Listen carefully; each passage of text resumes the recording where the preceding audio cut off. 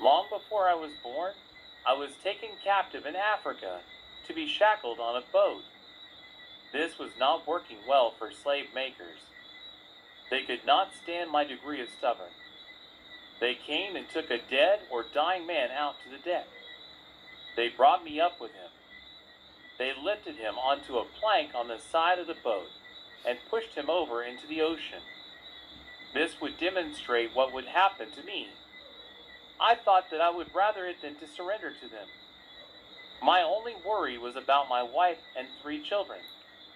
They would not know that I was dead. Imagine my heart pain then.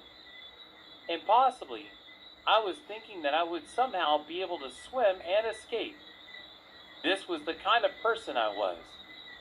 I could fight and watch my blood gush out, but still keep fighting and expecting to win. I was a proven warrior.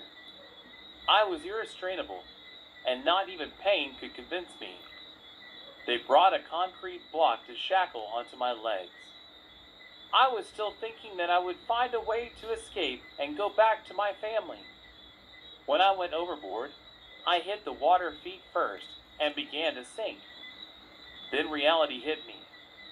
But I tried to figure out how I would escape. I believed I could. The ship went at a speed that I never imagined, and it was a turbulent force upon the sea. It actually up, and the slope was steep. The waves seemed like a mountain, but I was in a valley. This was an incredible experience. The ship speeding uphill on the high seas. But I had to go back from musing to serious panic. I was sinking fast, and I strained to get away, which was the futility I refused to admit. At the speed I was sinking, I literally wondered why I wasn't at the bottom yet. But there was no bottom, just an infinite fall. I felt pain in my ears, and I wanted to breathe. That was when I gave in and thought about my family for the last sorrowful time. The pain in my ears intensified, and I needed to breathe. I thought about inhaling as hard as I could, but did not find the willpower to do so. Then my left ear popped and broke. It was painful, and it seemed like I was spinning. I inhaled and regretted it. If you thought that drowning is not painful, think again. I wanted to make the pain stop. I wanted to stop inhaling, but it was no use. Then I was calm. I thought that I managed to get away. This is who I was. I looked down at a shark going after something, and 2 other monsters followed. They were curious, but they inspected and left the object alone. I realized that it was me. So I questioned how I was able to see myself. Then I was going up. Yes, I escaped. I saw light shining down through the water's surface, and it was wonderful bliss. It seemed a long way back to the top, but I was fine. The question came again. How did I see myself outside of myself? Was I dead? Was this what death felt like? I hit the water surface, and there was nothing but cloudy light. I was dead, and I had to go tell my wife and children. They would not know. As I wondered how I would get to them, I rose, I expanded, and I was there. I was everywhere I wanted to be. It was not anything to do with distance. It was simply based on my awareness. Although I was there, I could not see them. I felt their presence, but could not communicate. I waited until I had to let go. Then something terrible happened to me. I, being the son of a powerful man, abused that authority at one time. I hurt a woman because of my arrogance. Her husband died fighting for his honor against me. He was my subordinate and best friend before. I suffered major wounds in that fight, but we were warriors. I hurt this woman for siding with her own husband. She watched him die and then began to scream. She looked me in the eyes and screamed to show me what I did.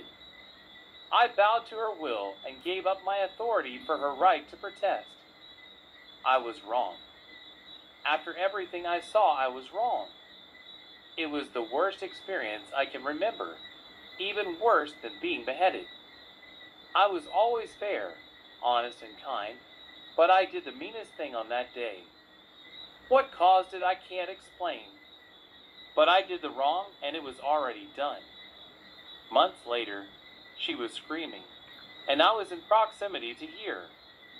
When men around me suggested that I should stop her, I told them to leave her alone. I would not add insult to injury. I took too much from her. Her bewailing punished me. She knew exactly what she was doing. I never saw a more powerful witch since that time. As my spirit went up to the clouds, I heard that screaming. My soul was ailing because of it. I share these experiences that someone will find answers in them. I knew where to go. I was in a place where you see, but not with your eyes, and you hear, but not with your ears. That screaming was the only thing that never seemed to change. I hated Earth paradigm power. Many of us waited, but each had somewhere different to go. We all waited on a person. Before my person came, I felt every heart that was beating in pain on the earth. These hearts were beating in pain because of the abuse of authority. I heard people wailing and screaming, and I wanted to show them how to resist the tyrants. To know is the greatest thing. I wanted them to know. I was done and ready to move on, but I wished I could repay that screaming woman. I had an opportunity to leave to somewhere, but it felt like there was some form of attachment. Like I was saying, why would I leave and be alright while all the people suffered? This stupid question led to my stupid decision. When this awesome presence came, I received my judgment. I will explain my experience of Judgment Day. First, the presence came before me and I saw it without eyes, and it was like an energy field in front of me. I also saw it inside of me, literally, and I realized that it was me, but it was more than me. It was my conscience because I could not lie. It asked questions and the answers came. I was judging myself or my conscience was judging me. God is my higher being. There was not even a force that dictates to you where you will go or try to punish you. There was no punishment. It was just that you became aware of what you did not achieve. In my case, I was asked if I wanted to go to an upper place where few happily went. I chose not to. I wanted to help people on earth to know how to resist. I believe I was confused by the screaming woman. Or maybe this is how the karma works in the heavens. I pointed to the parallel portal, and then I disappeared from before the divine. I saw something open up like a huge screen, and I saw the earth. My mother, my father, my uncle, and an aunt of mine were all living in a little house. There was so much sorrow that the heart could hardly take it. My uncle was out in the yard planting corn, and the other three sat together inside the room. One of the four said, "This is the darkest of days," but I did not know who it was. I wanted to help, and I chose my parents then. Then there was like crackling thunder, and I was cast into the black hole. It was like a dimensional bridge, and I forgot who I was. I had a new being and new memories. We were like a flying legion, but not like human. We came flying to our destination, but it was a race. Many got tired and fell from the sky. There were arrows of lightning shooting through, and taking out others as well. Soon it was difficult to move forward for how dense the dimension was. I stopped on a huge red ball, like a planet, and whispered, "I will be here for a while." Then I dug myself inside, underneath the earth. I experienced my conception period as a lifetime of sorts. The next thing I remember is that I was inside the womb for many days, bored as ever. I had my thoughts and trying to figure out how, where, and why, but it was utter pain to be going around in circles without finding answers. It was another bridge, and I remembered nothing of myself. I heard people talking. My grandmother was singing a song that went, "Children, where are you going?" "I'm going down to Egypt, concerning to buy some corn." The song had an impact on me, and I wanted to meet her and listen to her sing it. My oldest brother used to put his hand on my mother's stomach and talk. I knew him by the shade of blue and purple that came through the walls. I especially wanted to meet him because he was special. I cannot explain how bored I was. I almost died being born, and my mother as well. I came around midnight, but no one was sure on what side of the clock. It was either New Year's Eve or New Year's Day, but the margin of error was not in the minutes. I came at a crossroad. I was crossways in my mother. I come at every crossroad. It is the center point between the end and new beginning. When I come, new beginnings follow. There was confusion in the midst of trauma. This trauma at being born protected my gift to the world. I was delivered at home by the blessed hands of a midwife. I crossed over a bridge of institutionalized sorcery and guarded God's treasures safely. I remembered so many things. I was so bored. I was looking forward to being born. Amidst the hassle and pain, I had my first thought, which I distinctly remember. I declared I am, then thought about it and asked, but how? At this point, my memories were locked off, and all I had were present ones. I knew exactly, though, that my higher being was God with me. I had no confusion or doubt. Ask, and you will receive. At the question, my spirit, which is the same being that I met on Judgment Day, and the same one that comes as a guide when you access him, sent me the image of a circle and told me that this will answer all my questions about the truth as long as I live this life. Then it sent me an image of a straight line and said that it will make the unreal seem real. It is a builder's tool. At that moment, I understood all these meanings, and these lessons stayed with me to this day. My mother had enough problems with the fact that I almost killed her, but I compounded the situation. My memories were coming back fast.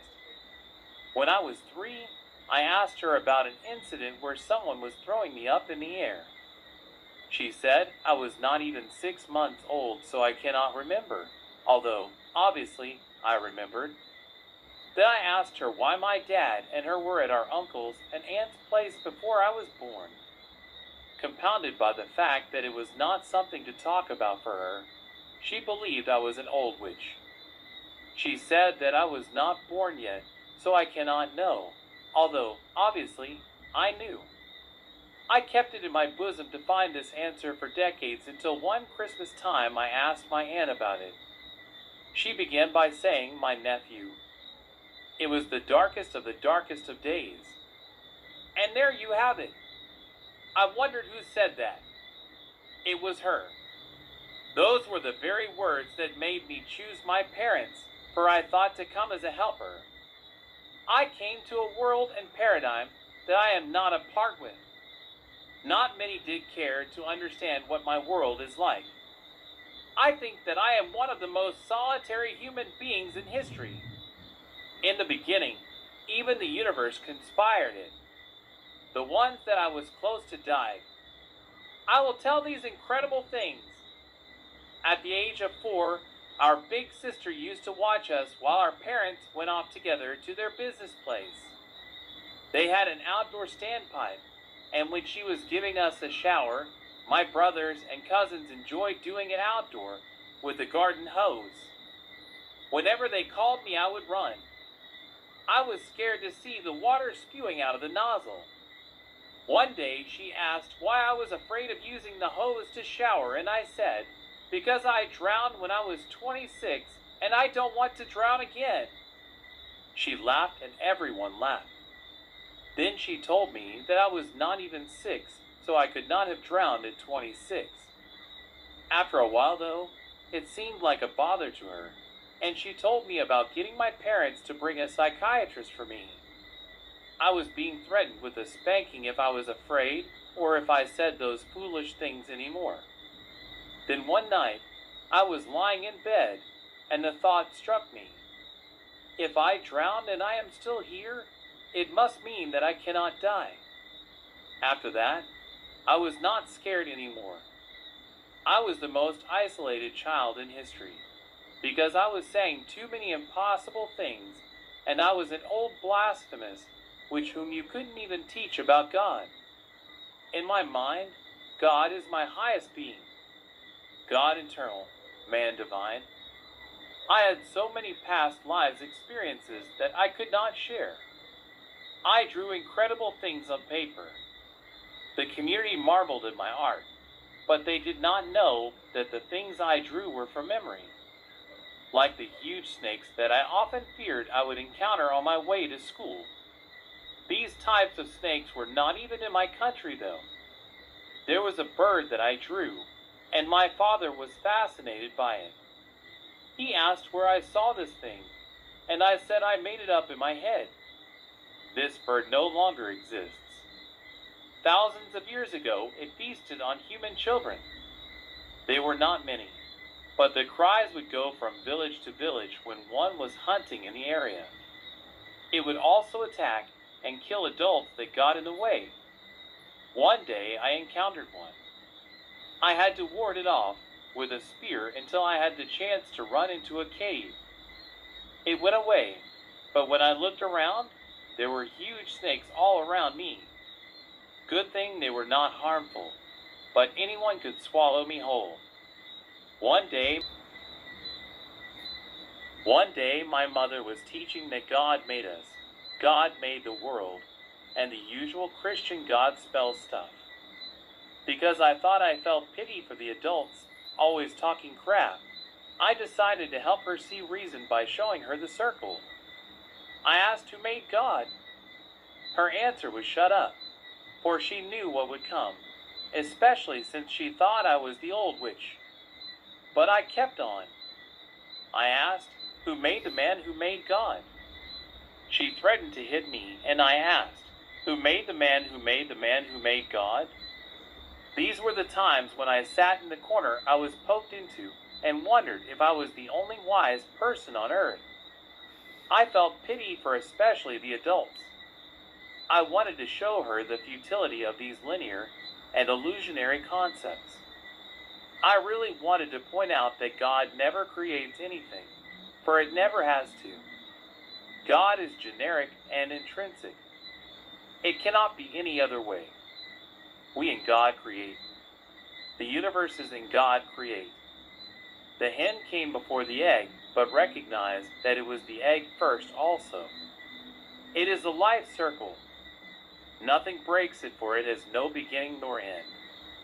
Please touch the like button as you go for now. Click the bell icon for notification when part 2 is ready. Peace out.